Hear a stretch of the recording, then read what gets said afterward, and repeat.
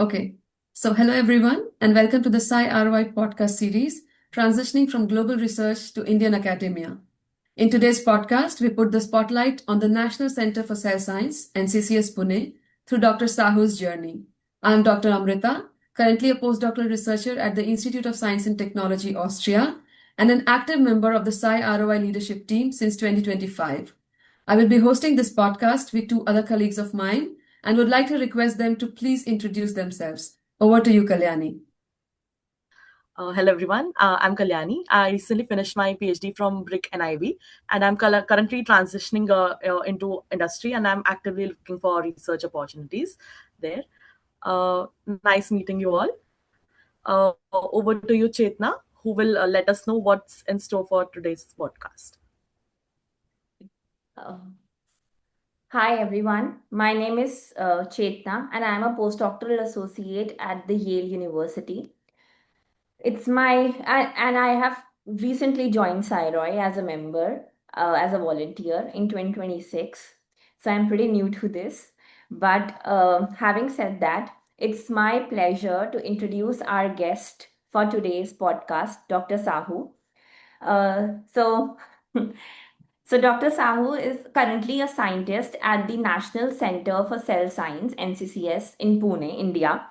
Before joining NCCS, he built an impressive international research career, working at globally renowned institutions including Technion, Israel Institute of Technology, Harvard Medical School, and Dana-Farber Cancer Institute in the United States. His journey reflects a thoughtful transition from global research environments back to India, where he is now contributing to advancing scientific research and mentoring the next generation of scientists. On a personal note, I have also had a chance to briefly speak with Dr. Sahu about early career transitions in India. I actually got to know him through LinkedIn and also previous connections with my boss because Dr. Sahu is also working on 26S proteosomes, which is currently my field of study. And I truly appreciate Dr. Sahu's openness and humility. So, now coming to today's podcast. In today's podcast, we'll be exploring his journey, motivations behind returning to India, his experiences at NCCS Pune, and his advice for researchers considering similar paths.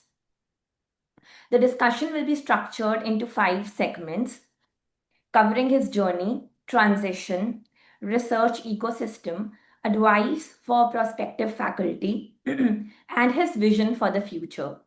With that, let's dive into our first segment, that is journey and motivation. Dr. Sahu, it's my pleasure to have you with us today.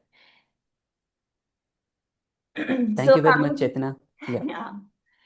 So, coming to the first question of the podcast from the first segment, which is journey and motivation, could you please tell us briefly about your international research experience? Like, what inspired you to join NCCS Pune after working abroad in such renowned institutions, which I just mentioned? Okay. First of all, very good morning or good evening, depending on the time. And I'm thankful to Sci-ROI for organizing this, and thanks Chetna for your email for this invitation. Okay, I'm really glad to have be part of this conversation. Well, about the first part that you asked me, what actually motivated me to come back to India and to join NCCS is, see, I always be very fascinated to do fundamental science or fundamental research. And I always look for opportunity where I can continue my research journey in fundamental cell science, or you can say fundamental biology. That actually developed during my postdoc experience, both at Technion and Harvard Medical School. In both the institutions, I was very involved in finding out molecular mechanism or cellular signaling pathways and to the basic principle or basic mechanism of cellular function or cellular signaling, particularly how protein actually degraded in eukaryotic cells, which Chetna has already introduced by ubiquitin proteasome system. So this is my field of research. So I was very into the basic and fundamental findings to really investigate how protein get degraded within the cell, either in a disease condition or in a normal condition. So that put a lot of question in my mind or intrigue me to find out even more and more how this signaling pathway works in many different model systems, including cell model system or animal model system. So then, I slowly get more and more inspired or motivated by the field after, discussing with many renowned scientists in the field. For example, Aaron Shikanover at Technion, who is the I would say the pioneer of the field and received the Nobel Prize in discovering ubiquitin proteasome system. Discussing with him and also with Abraham Hershko, the same place. I get more inspired by the field, and of course, I would not forget about Professor Michael Glickman, who actually my postdoc supervisor for 5 years at Technion. He was also a very fundamental biologist or biochemist. I get very motivated by him, and followed by at Harvard Medical School, Fred Goldberg, who is also another pioneer of the field, who actually called as father of proteasome. And I got very fascinated about this field. So now that intrigued me, I should actually continue my research in fundamental science. Then I look for institutions in India where I can pursue my career in fundamental science. So there are, though, a lot of institutions. I would not say a lot of institutions. Maybe right in this era, there are maybe very less institution, I would say. So it was very tough for me to find the perfect place where I can continue my research, and I find NCCS, which is called National Center for Cell Science, is very, very, very appropriate to provide me the opportunity for this kind of research career. So that's why I chose NCCS. I think it's the best place for me for my future career. That's really good to hear. I can see while you're talking your passion for science, especially the proteosomes. Yeah.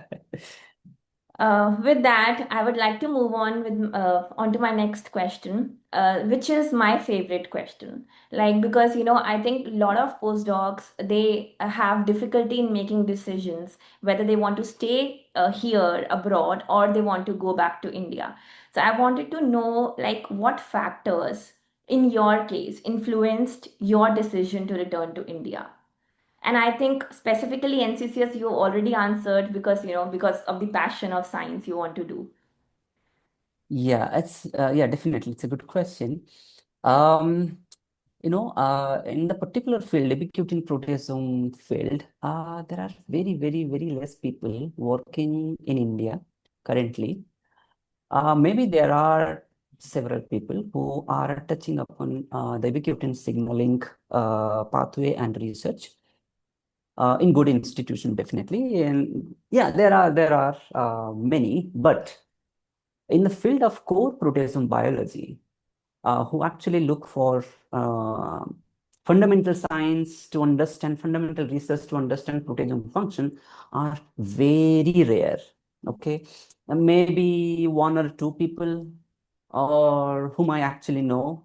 So that was my first motivation, that I will go back to India, and this segment or this field is really, really lacking in India, where I have seen how advanced the field has been taken in US and also in Europe.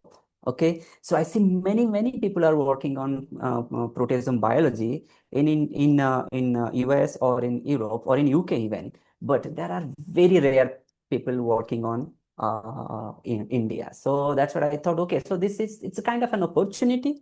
At the same time, I really want to develop the community in India. So that is the first, motivation I would say, to come back to India and start this, like a unique opportunity. And I always pitch this, whenever any of the interview, I always pitch this. This is the thing. This is what is lacking now. I think there is a very big future or very broad future for this field. And what I have been seeing in my last 7 years of experience or almost like 8 years of experience abroad, how this field is going and how the field is probably lacking in Indian context. So that is the first and foremost, motivation for me to come back to India and, initiate my research in the field. That's great to hear. Clearly, your passion is truly commendable. Like, I really appreciate that. It's really inspiring. Yeah, thank you. So, with that, I think we should move ahead to the second segment. And I want to call my colleague Amrita to take the next segment, which is transition and adjustment. Yeah, so continuing with the questions, Dr. Sahu, in this segment, which is, as Chetna said, it's about transition and adjustment. So our audience would really like to know, because this podcast is also aimed at the audience which are in this, current situation of, coming back to India, applying for faculty positions. So from your experience, it would be nice to, tell our audience, what was your experience like, transitioning from an academic environment abroad to, back to India, and especially in NCCS Pune? Maybe I can say it in 2 words. It's not easy. It wasn't easy at all. There are definitely always challenges, okay? Because after 8 years of research experience, that too as a postdoc, and coming back to India, becoming a faculty, it's a kind of a big leap, probably I would say. PhD to postdoc, it is somewhat similar, right? So you have been focusing on your research project, maybe one project, two project, maybe three projects, sometimes four projects, that's okay. But now when you go to this leap towards to become a faculty, it's not only just doing your research, it's an independent position. Now you develop a complete new family, and you have to manage the entire family. You have to manage the financial part. You have to manage the research part. You have to also be involved and part of the institution. So this transition, it's always challenging, never be very smooth. We have to be very prepare for it. You have to determine, okay, I want to be a scientist or PI. I want to open my lab. So it's a big change. So it's never be easy. So we have to be prepared for this. Yeah, so that's, I would say, like, yeah, it was not uh, it was not very easy, though not very difficult or not very challenging, because you will have support from the institution where you join. Okay. But in a mindset, like in a personal perspective, when you come alone, right? So with your ideas, your all knowledge or experience from abroad or some postdoc institution, but you come back to a completely new institution, it's you who come alone. So that's why it's always a little bit challenging, but have to be very careful and prepared for it, I would say that. Okay. Yeah, thank you so much, Dr. Sahu. I mean, you were so honest about it, and thank you. I think, yeah, this is what we want, to just give the reality and not the dream, Yeah. far off perspective of the things. So thank you so much for being so honest. And just to, continue on this in this segment, of course, then as you're mentioning about all these challenges, then you would have definitely followed maybe a process, to take care of all the uncertainties and all the things that you have to take care of in order to come back and start your group leader position. So if you could just, tell us something about the process that you followed that could help the people who are in current situation to come back also adapt to it, and also to add to it your process, and if NCCS or the institute that initially came back to, how Okay. that institute helped you. Okay. There, several times postdocs also have family. It's not just they are moving back alone, but they have family, they have children. And if these institutes also provide some support when you're moving back with family, if you can just, highlight on these things, it would be very nice. Okay, sure, definitely. By the way, before people forget about, so I'm also a family man. Okay. When I transitioned from abroad to India, for me, the story was a little bit different. Nevertheless, I can also take experience from my colleagues who actually joined at the same time at NCCS. They directly come from even Harvard Medical School. Okay, so come from Harvard Medical School and join directly at NCCS. I will also give that perspective a little bit and my perspective a little bit so that people can get a mixed idea. For me, I joined another institution, which is SRM University in Chennai. So then I joined NCCS a year later. So even though when I transitioned to NCCS, I got enough. I was actually given enough time to finish my obligations at the previous institution, no matter it is, let's say, my case SRM, or in other case, it's like a postdoc lab abroad. And also consider case by case. In my case, I just took 1.5 months, which was, kind of enough because I'm just transitioning within the country. But for people who are directly coming from abroad, probably they were also given 1, 2, 3, 4 or 5 months. Okay, so it's very flexible. Definitely institute support and understand many different kind of official and family responsibilities that beforehand they join, they need to accomplish those, right? So that's why 2 people were actually given enough time before they join because they were directly coming from abroad to join NCCS. So you just have to write to the director, see, this is the case, I'm there, I have to finish this, I'm running a project which cannot be, so you can justify your stay. You need 2 months, 3 months, 4 months, 5 months, or even 6 months. Even I heard people also come even after 6 months. So though case by case, but it's definitely director support or NCCS support in this case for the transition. And about the family, everyone will definitely have family at this stage. So their kids, their wife might be working somewhere. They also have to, shift along with, the partner, not only wife, let's say, consider it's whoever joins, like either your spouse will have another position, continuing a postdoc abroad, or, so it's called also, two-body problem. In this condition as well, NCCS very considerate to understand the problem and try to find a solution, if not at least give some time to the candidate so that the two-body problem will be solved or or a little bit settled down. And about kids, of course, in the beginning, there are housing within the campus. If kids are small, then there are also daycare where the kids can be put. And then there are also for my case, I was given like 1 month of guest house where before I settle at Pune, I was provided with a guest house, and even you can extend the guest house 1 month, 2 months for your stay until you get a final housing settlement and your family settlement. been smoothly done.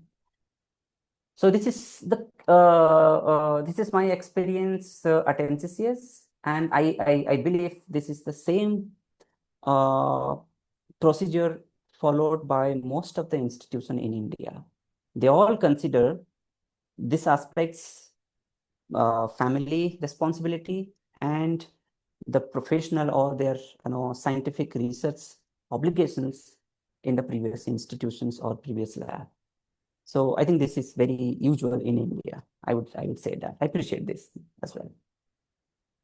Okay, thank you so much, Dr. Sahu, for highlighting these aspects also, because I think this will give a lot of relief to people that I mean we see this a very regular thing abroad, and but we don't know upfront how it is in India. But it's good to know that institutes in Yeah. India are also careful about these things, and they provide all the support that they can.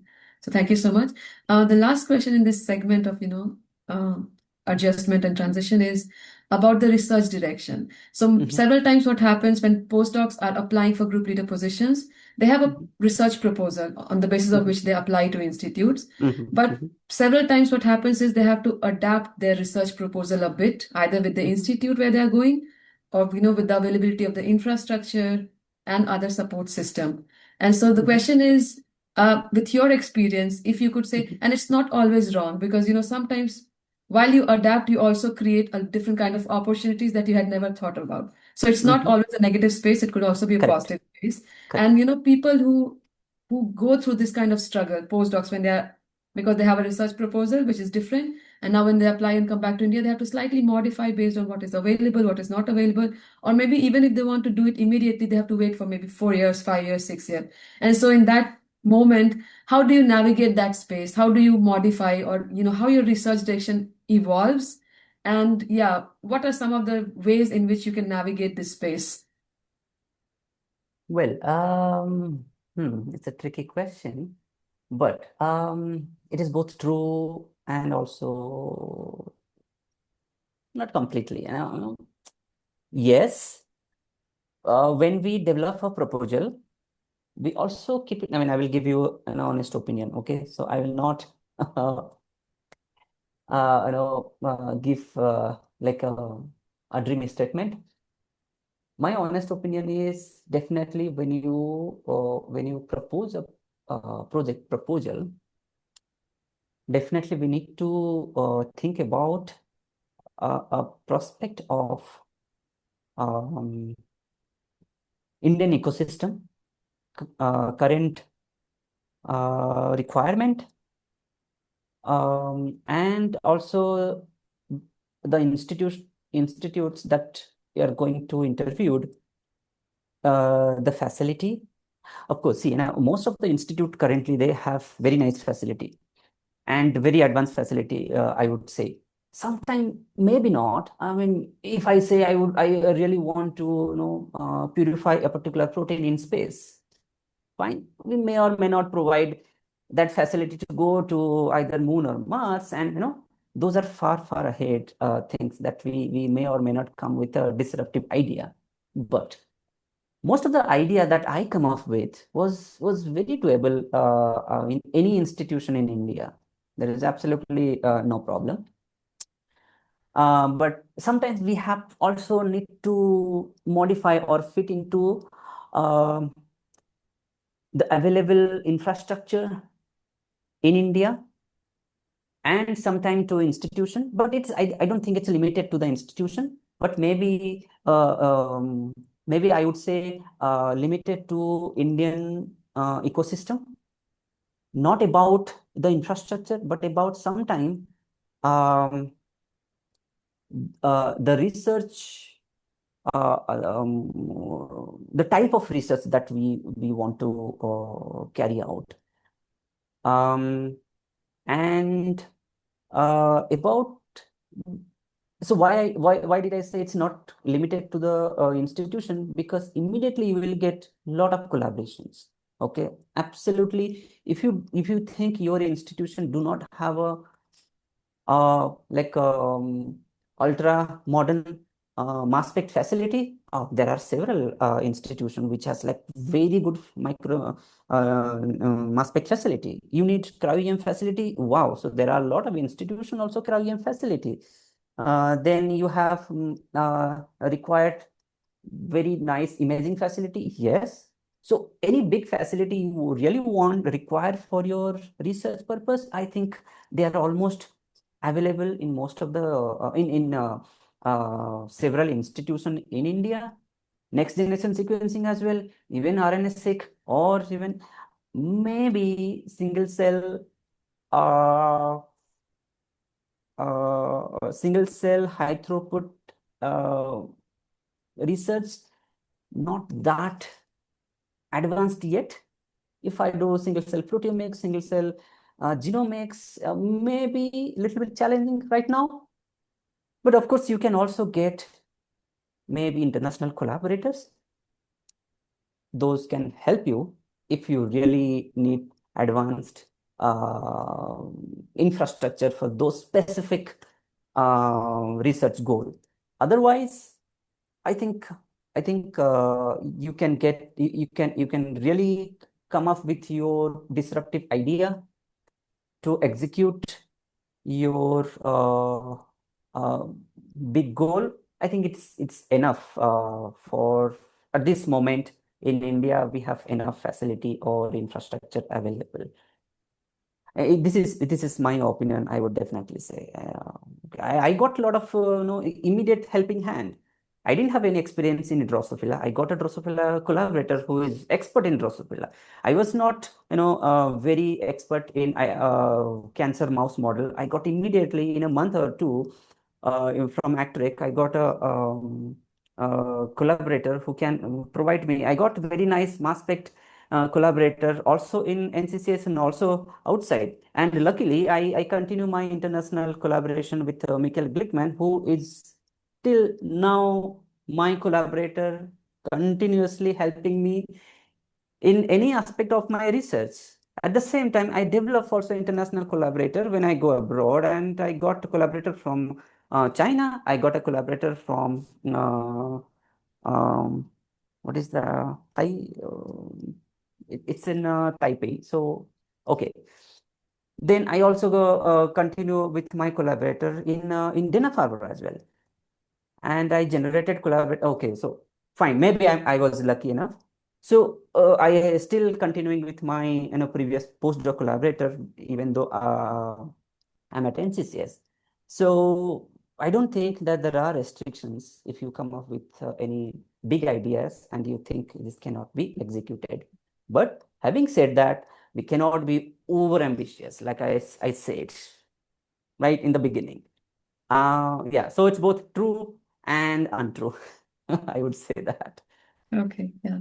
Thank you so much, Dr. Sahu. I mean, it was so amazing to see how beautifully you answered such a tricky question also. And definitely your answer is very, very valuable for, people who are navigating this space. So thank you so much for being so honest again. And it's already very good because partly you touched how to overcome this problem by collaborations. And now in the next segment, Kalyani will actually talk about this. So over to you, Kalyani, for the next segment questions. And thank you, Dr. Sahu, once again. Thank you, Amrita. So now we'll be on to our next segment, which is about research and collaboration, a little about which Dr. Sahu has already touched upon. In addition to the support and collaboration you have spoken about, I was wondering, as in what's in there for the incoming researchers at NCCS in context of when a researcher joins NCCS, what sort of ecosystem are they stepping into, especially in terms of facilities, labs, and funding support? Okay. Yeah. Okay. Yeah. If you could let us know. Yes. So about the infrastructure of NCCS, I would definitely say, since it is a very premier institution and being like 25 years old, more than 25 years old. So, and the name says National Institute of Cell Science. That means you can guess the cell biology aspect is very, very strong. The imaging facility is amazing and one of the best imaging facility all over India. Any kind of cell biology or imaging based experiment you can think of and you can execute amazingly. Then the next aspect is NCCS is, I would say, it is the Indian ATCC. That means you have all type of cells. It's a cell repository, right? So you have all type of cells in the facility. You think you ask any cells, you will get it immediately. You don't have to wait for ATCC to send you the cell line. Then the next thing is that animal house. You have amazing facility of animal house here. Then facts, wonderful. It's a very big facts facility that the immunologists are so happy about it. Then what else? Mass spec facility. We also have not very amazing, but a mass spec facility that can suffice for your research at this moment. I would say, because I'm also using the mass spec facility, and it's wonderful. At the same time, recently, 2 to 3 years back, we also got a cryo-EM facility established, and now it is running. It's called Pune Biocluster, where ISR Pune and NCCS, they both got funding from DBT institution, more than 60 crore in Indian rupees to establish the facility. And under Pune Biocluster, the imaging facility and the cryo-EM facility is now running upon with its the best at the best. So I think facility wise, probably I covered most of, I think the major part. I should not forget about also the genomic facility. So we have a fantastic genomic facility here. Also sequencing or even NGS, and that is run by the microbiology part of the NCCS, where it's called NCMR. And that part really is also another very big, strong facility already been established. Like, it's also a microbial repository facility. So it's not only just eukaryotic repository facility cell line, this is also a repository for all kind of microbes, bacteria, you have fungi, you have then also mycoplasma. So or maybe thermostable rare microorganisms. So it's going to it's already been there, but it's going to be even bigger in coming future. So there is a very big infrastructure for microbial repository as well. So this is all about the infrastructure, I would say, currently at NCCS. And about funding that you mentioned, since this is one research institution, so funding is definitely provided to individual scientists as intramural grant, because that is our main responsibility. Since we don't have teaching responsibilities so much, so we have to focus on the research, and that's why institute provide, or DBT, I can say DBT provide intramural fund to each and every scientist. So you will get by default intramural fund. At the same time, when a new scientist join, so they usually get something called seed grant or seed money to establish their lab. Lab space is always there. To build up your lab, you will definitely be given a lab space for 8 PhD student or 8 workbench. So that is what the standard that we follow. Whoever joins, they will be receiving 8 working bench minimum. Fine.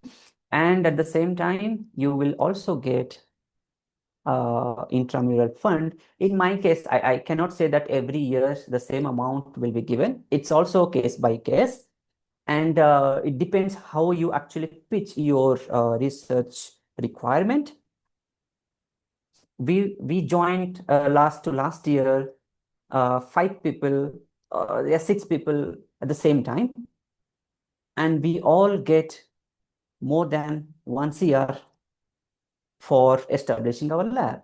So which is really more than enough amount to build your lab in the beginning, where you have all infrastructure, the bigger infrastructure are already set.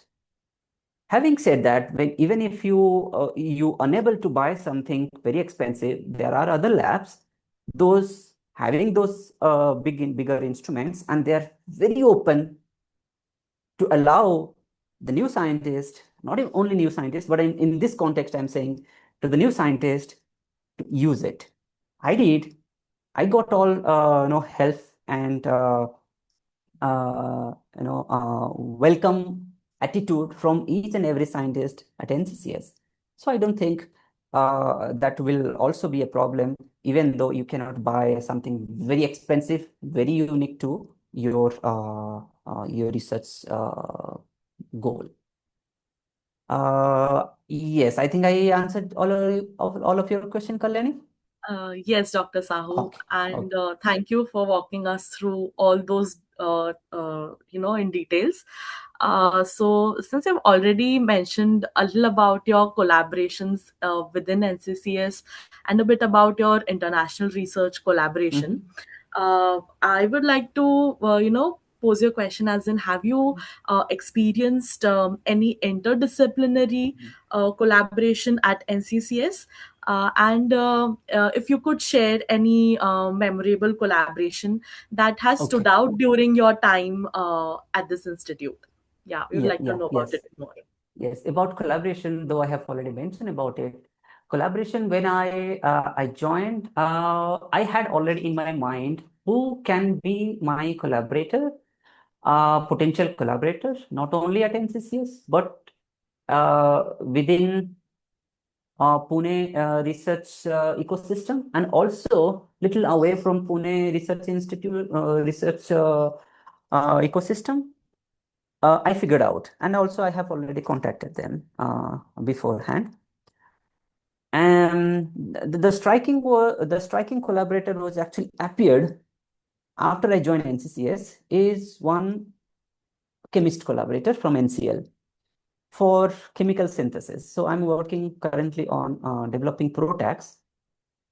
So I got a organic synthetic chemist collaborator at NCL. So he was super happy to collaborate with him, and we have already started. I have already started my research collaboration, and of course, as I mentioned about ACTREC collaboration.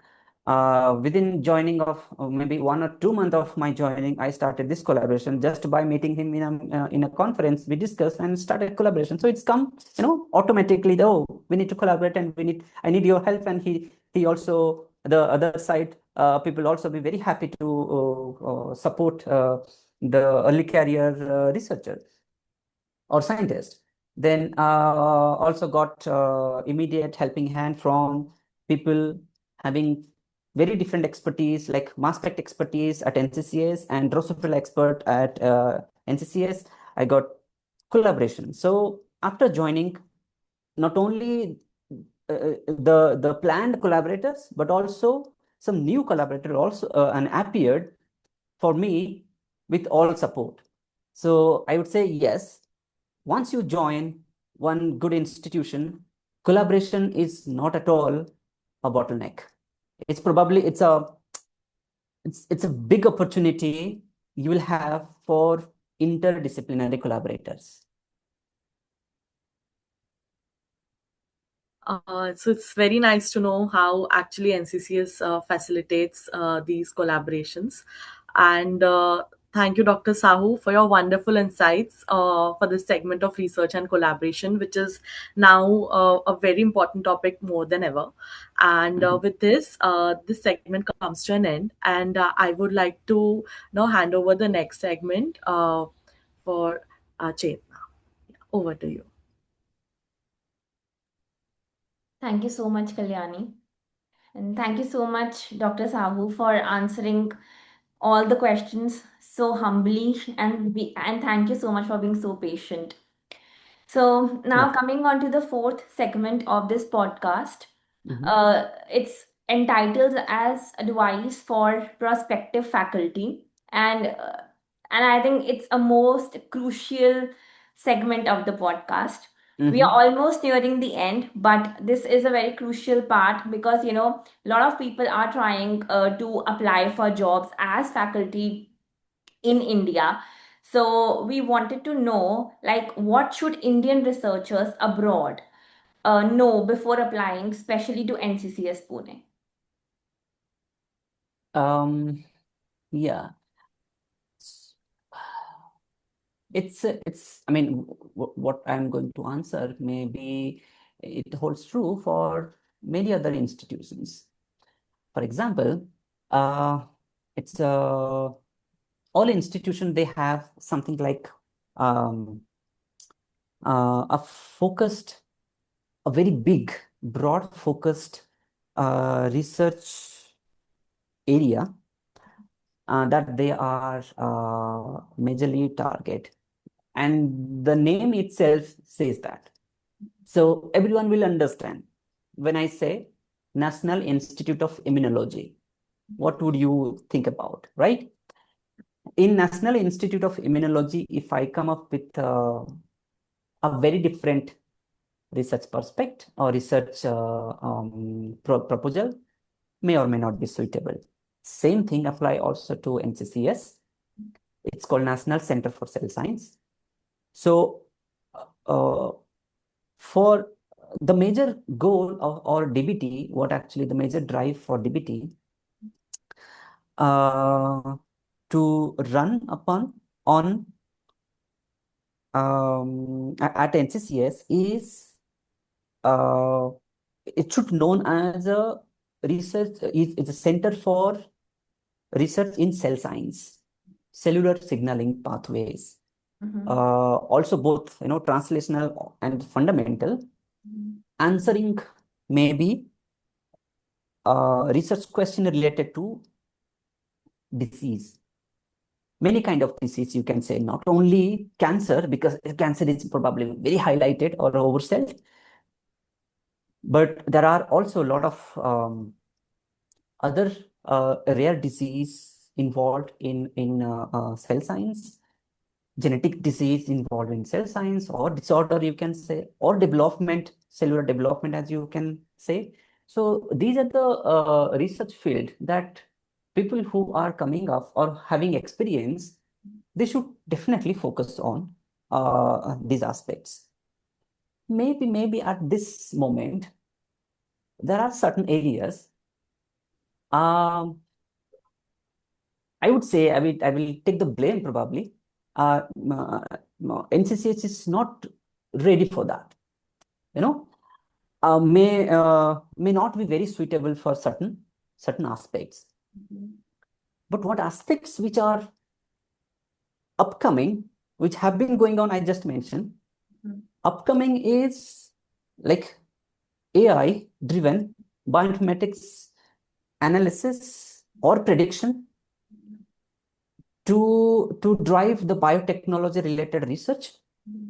Then the next thing which is also coming up is a biofoundry, meaning antibody production, protein production, fermentation, and also development of chassis organism, that is a suitable organism for suitable biosimilar production.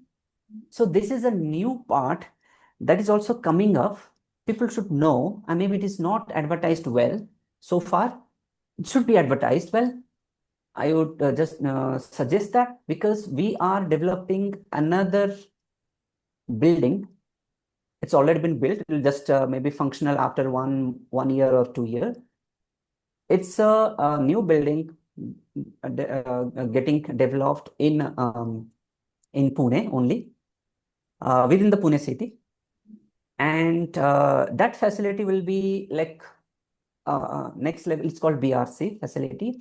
Next level facility, both for microbiology expand the microbiology repository, expand the cellular mammalian cell repository, expand the biotechnology, and providing also or hosting industries or startup people in the same institutions. So as a DBT mandate, or I wouldn't say that DBT mandate, DBT, vision, it's now providing a lot of opportunities to NCCS to to to add not only fundamental science but also translational and applied science, applied biotechnology to NCCS core research facility or core research goal, the major research drive. It's also an addition, very nice addition. I would also suggest. I also say that. So that's why people, when they are applying to NCCS now, they can also add, or people who are having this kind of experience, they can also start thinking of not only core cell science, but also there are opportunity coming up in these aspects. Yeah. That's so beautiful and so great to hear about.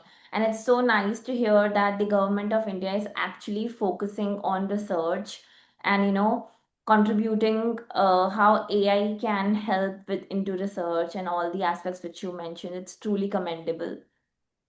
Thank you for providing clarity on that note. Nice to know. Actually, you have given a lot of clarity in lot of different aspects. You have given us clarity how to apply, what suitable parameters one should have in mind before applying. It's very important to look at the kind of facilities the institute can provide you, and then you write your proposal based upon that. So thank you so much for that clarity. I think it would help most of the Indian researchers who are working as postdocs in America or Australia or any other part of the world. Coming to my third question, actually, you have given a lot of clarity, but still, do you feel there could be any misconceptions in the minds of the young researchers for institutions which are like private or government? Yeah. See, currently, it's the differentiation is not about private or government organization. It's about the vision of the particular institute, what they really want in their institution. So the misconception, or I wouldn't say that misconception, I will definitely give a benefit of doubt for the people because they were not at all exposed to either the requirement of Indian research mandate or the programs that are running in the Ministry of Health and Science in India. So before people come here, they should not think that whatever idea that I will come or I have been working abroad, I will come up with those ideas. Of course, those ideas will definitely be good, but all kind of ideas, all kind of research types can be run in any institution. Okay, so that is, I think I would say that's for the frame, I would make it right. Say it as a misconception that if you come, okay, I come with any idea, any fantastic idea, it can be welcomed by each and every institution equally. That is not correct. Fine. We need to, make our or little tailor our proposal accordingly where we are planning to join or we are giving our interviews. So that's why if let's say your core area is immunology and the core area you require every day facts facility for an example, and you apply another institution where the facts facility is not very well established, because that institution mostly focus on structural biology or biochemistry. So now it's a wrong, you understand, this is so before we apply or before you come, we always have to see which institution we are targeting, and fundamentally, can it be executed without any hassle, without any major collaboration? Can I be able to execute that? So that really people have to, I mean, whoever coming, they need to be very careful.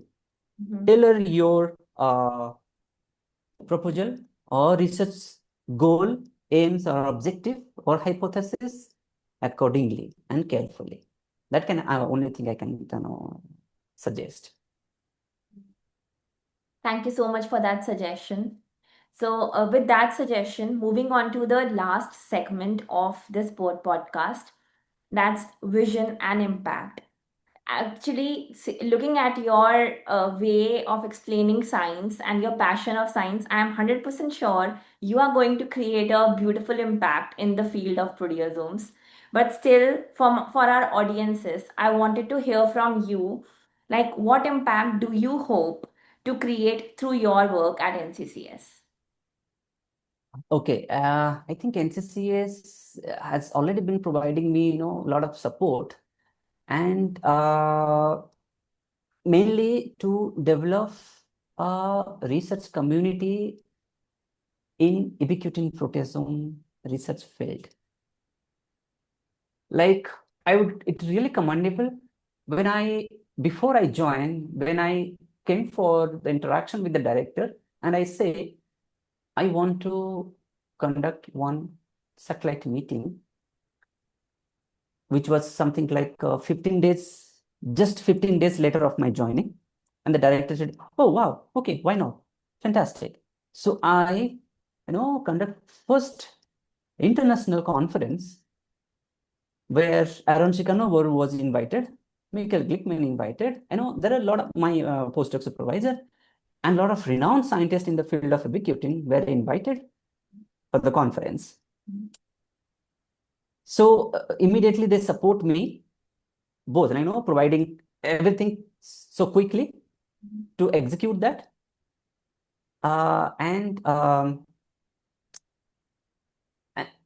So that suggests they were also, in the same line where I propose that I want to build the community, ubiquitin community or ubiquitin proteasome community in India much stronger. And that is my main goal. Actually, in the beginning, I mentioned why I come back to India, and was also supported by the institution and also supported by my collaborator, for example, from NCBS, from University of Hyderabad. They all come along to support this idea, and now that is my main motto or major goal, along with my personal career development in research at NCCS. I also want to build a community or build a society which will be recognized in India. People around other discipline will also appreciate the effort of the research field in proteasome biology. That's really wonderful. So, my next question is, how do you see NCCS evolving as a research institution over the next decade, like in the next 10 years? Yeah. I mean, partly I have already mentioned about, Yeah. what is the new, I mean, better step or new initiatives which are being taken by NCCS with the support from DBT and also from BRIC. It's going to be a huge transformation, I would say. And NCCS will not only carry out fundamental cell science research. It's going also a little far beyond um, than whatever it actually was started with in 20 years back or 25 years back. In the next 10 years, we'll have, I mentioned that biofoundry, there will be industrial collaboration. There's a lot of industry people, they come here, they interact with the faculty, understand their science, and also sign MOUs. So there are a lot of collaboration already been established by many scientists. So that part, industrial collaboration, is going up slowly. And now, when the new building will be coming off, there will also be opportunity for startup, hosting the startup or entrepreneurs to start their research over there as well. So yes, from now in 10 years, NCCS will also be known for far more than what it is known for now, just cell science research. It also, beyond that, like advanced biotechnology, even it's like a manufacture of proteins, antibodies, providing facility all over India for cell repository, microbial repository, and even more than that. So I think so there is it's going to be more transformative than what is right now known for. Yeah, you actually forgot to mention passionate young researchers like you who are going to take NCCS over, great heights in the next decade. Yes, that is come hand in hand when you do well, when you develop personally, you collectively come along with taking off very high the reputation of the institution as well. Yeah.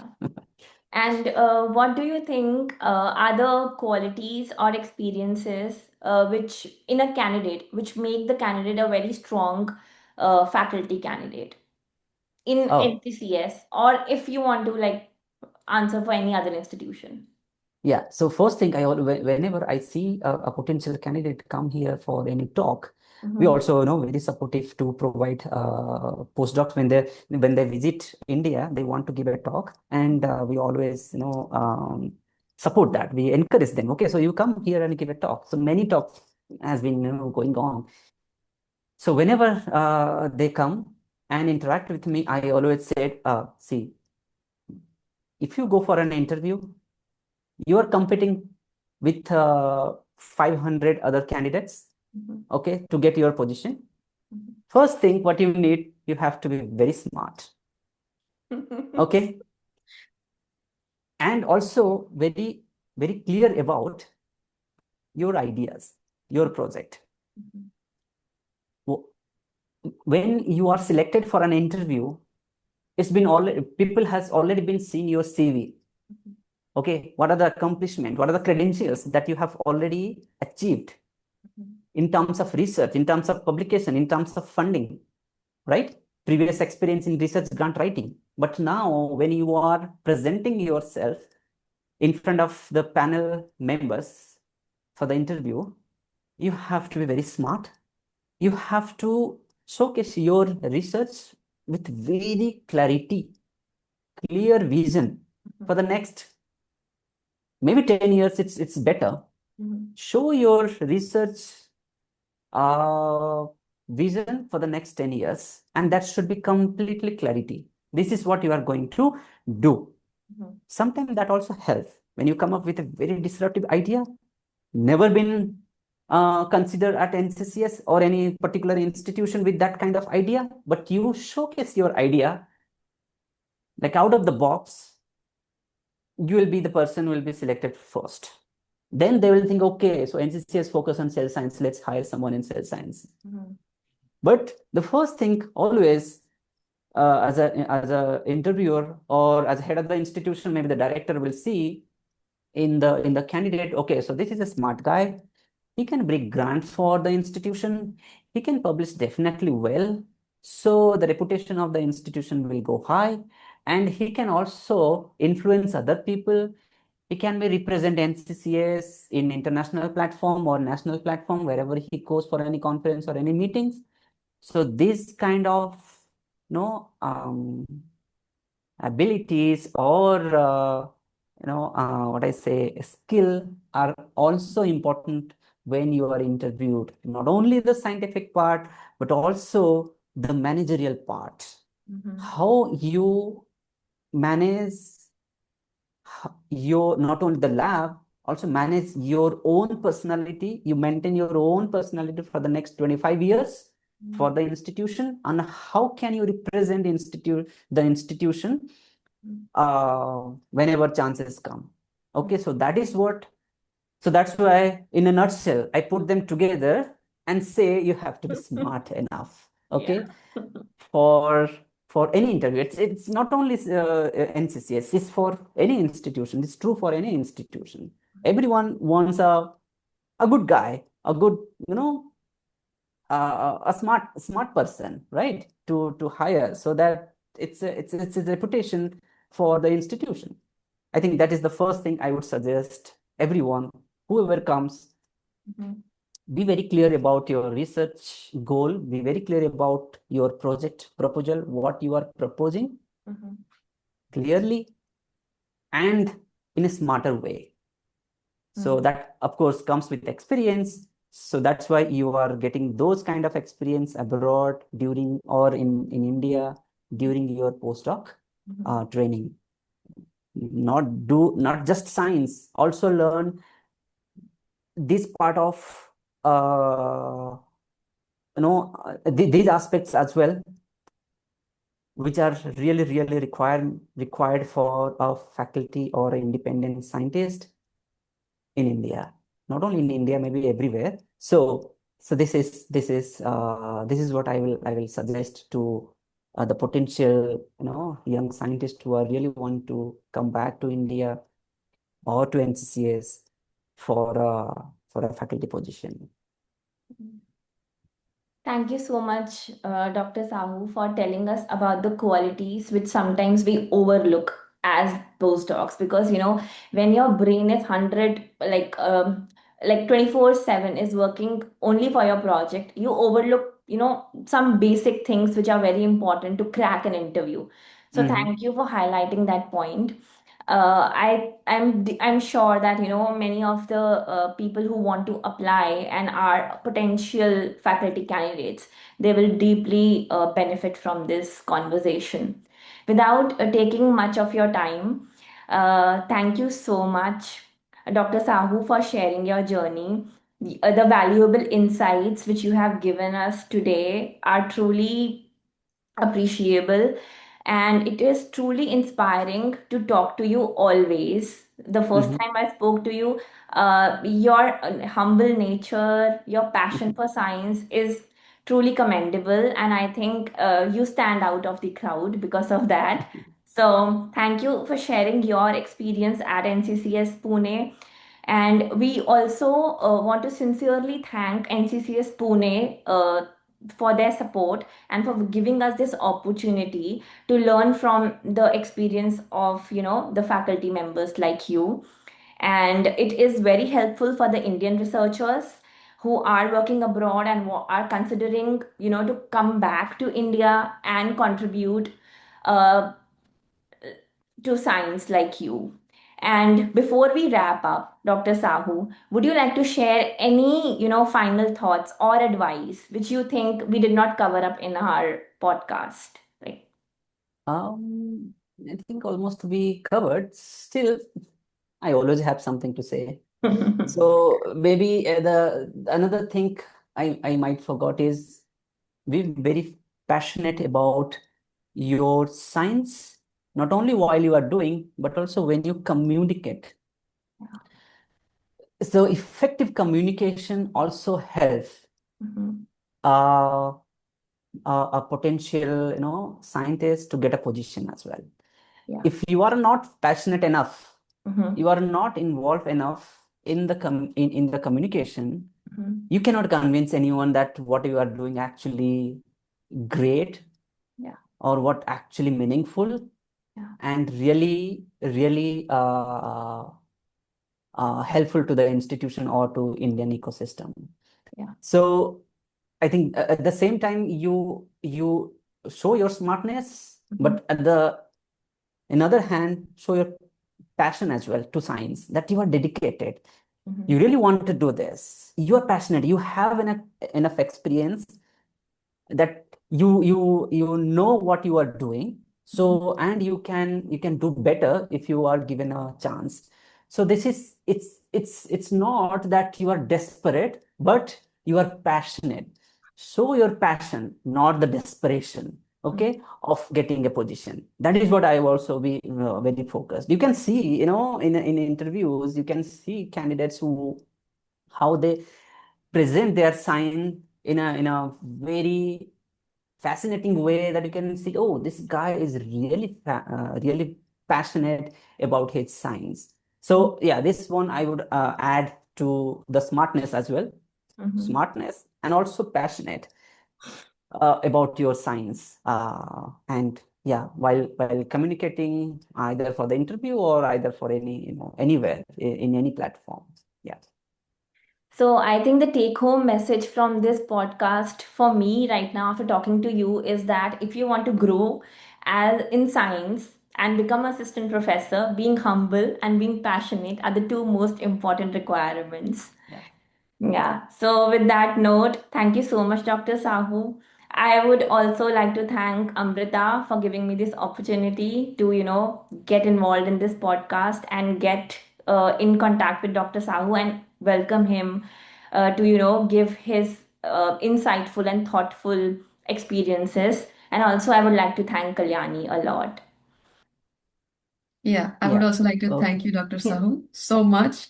And of course, it was a gem of a conversation, these insights, and really to give us the smart package.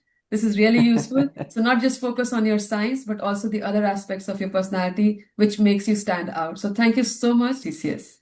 Thank you Yeah. very My much. And I it's also thank Kalyani and Chetna for, we did this podcast together, and thank you for all your support and help as well. yeah, Yeah. it's my pleasure. And then I if I can, if my any suggestions or any all this conversation can help anyone to get a little bit motivated or get some information about the research, I'll be very thankful, and I'll be very happy, very glad, and I'm grateful to Chetna as well for giving me this opportunity to speak my science and speak my passion at the same time. And thanks, Amrita and Kalyani, for giving this opportunity and for this questionnaires that you set up. And thank you, Sci-ROI. I think, yeah, I'm really feeling great for this podcast as well. Okay, thank you very much. Thanks for having me. Thank you very